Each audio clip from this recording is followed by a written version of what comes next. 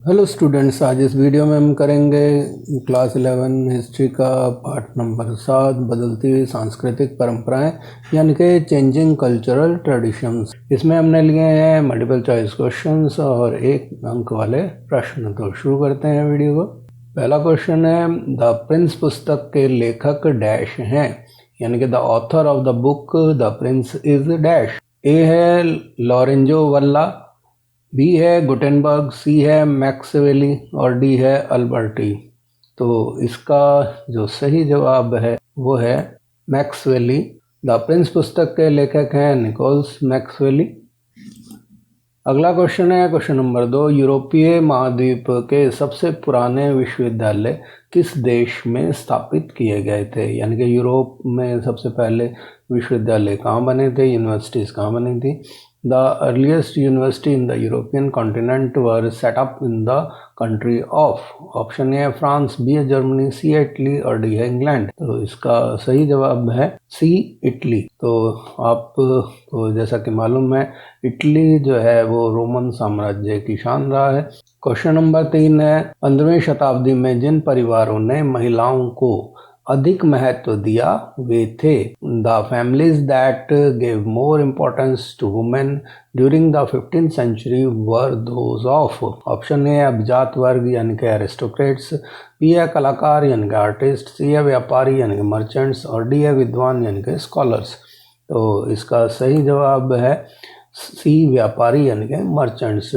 तो व्यापारी या मर्चेंट्स ने इसीलिए महत्व दिया क्योंकि महिलाएं जो हैं व्यापार में उनका सहयोग करती थी, उनके कारोबार को संभालने में मदद करती थी उनकी अनुपस्थिति में। क्वेश्चन नंबर 4 है, पुनर्जागरण इसके लिए सबसे अच्छी तरह से जाना जाता है, यानी कि किस कारण के लिए जाना जाता है।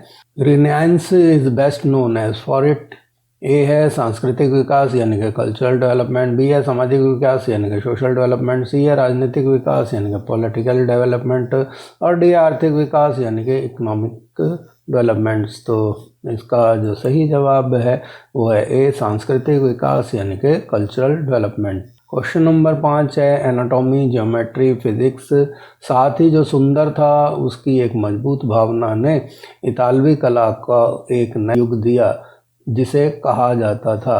Anatomy, geometry, physics as well as a strong sense of what was beautiful gave a new quality to Italian art which was to be called. तो ए है सौंदर्य यथार्थवाद यानी कि एस्थेटिक रियलिज्म, बी है ज्ञान में मानसा यथार्थवाद यानी कि एपिस्टीमोलॉजिकल रियलिज्म, सी है दार्शनिक यथार्थवाद यानी कि फिलोसफिकल रियलिज्म और डी है यथार्थवाद यानी कि रियलिज्म। तो इसका जो सही जवाब है वो है डी यथार्थवाद यानी कि रियलिज्म। क्वेश्चन नंबर 6 है, ग्रेगोरियन कैलेंडर डैश पोप द्वारा पेश किया गया, यानी कि किस पोप ने इसको पेश किया था। Gregorian calendar was introduced by pope dash. Option A है एवरिस्टस, बी है ग्रेगरी 8th, सी है पीटर स्टो और डी है पायस फर्स्ट। तो इसका जो सही जवाब है वो है बी ग्रेगरी 8th। तो जैसा कि आप इस चित्र में देख रहे हैं ये जो है ग्रेगोरियन कैलेंडर को पेश करने वाले पोप ग्रेगरी 8th हैं। क्वेश्चन नंबर 7 है, यूरोप और चीन के बीच व्यापार का उद्घाटन डैश में शुरू हुआ।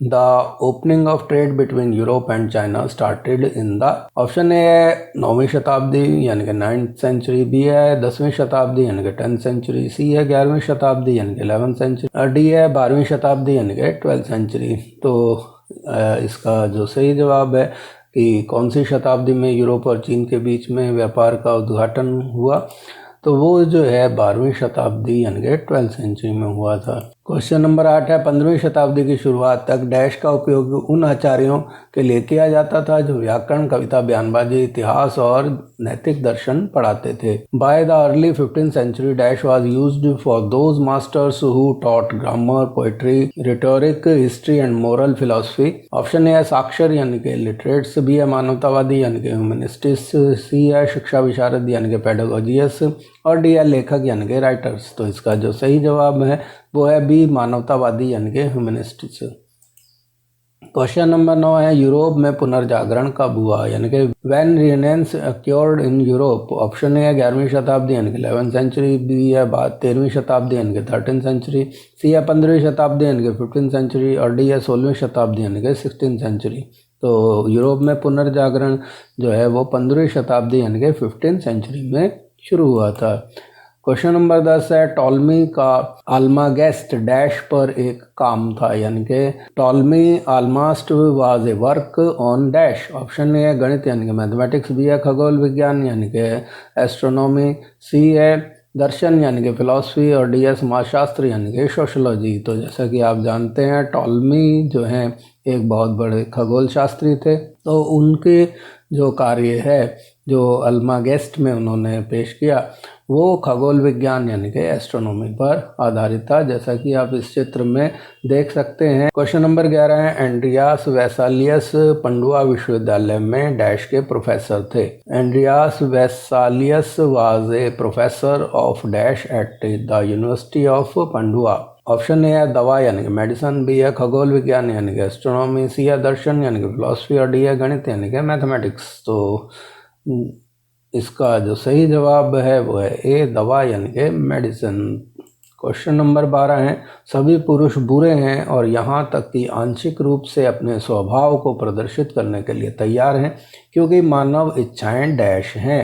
All men are bad and even ready to display their nature partly because of the fact that human desires are dash। तो इसका जो सही जवाब है वो है लालची यानी कि हिस्टेरिएबल।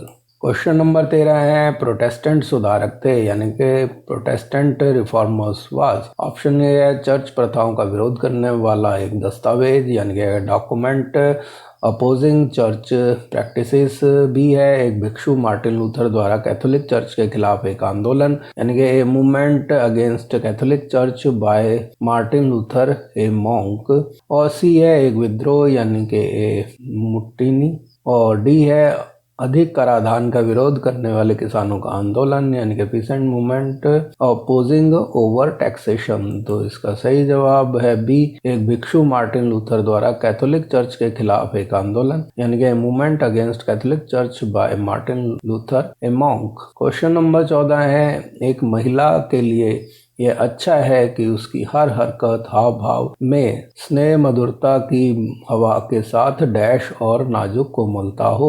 It is well for a woman to have a dash and delicate tenderness with an air of feminine sweetness in her every movement oblige gesture. तो इसका जवाब है कुछ नरम यानी कि सर्टेन सॉफ्ट। क्वेश्चन नंबर 15 है अच्छे शिष्टाचार में भाषण और गतिविधि में शिष्टता, सही ढंग से पोशाक और सकारात्मक डैश शामिल हैं। Good manners include politeness in speech and activity, dress correctly and positively dash. तो इस यहाँ पर रिक्त स्थान पे जो आएगा वो है कौशल यानी कि स्किल्स। क्वेश्चन नंबर 16 है इरास्मस डैश एक ईसाई मानवतावादी थे यानी कि इरास्मस एक Christian humanist was from dash. Option A है अफ्रीका, बी है एशिया, सी है हॉलैंड, डी है इंग्लैंड। तो इसका जो सही जवाब है वो है सी हॉलैंड। क्वेश्चन नंबर 17 है उन्होंने महिलाओं की तुलना में पुरुष डैश के पक्ष में परिभाषित स्वतंत्रता के लिए गणतंत्र की निंदा की। She condemned republic for freedom defined in favor of dash men over those of women।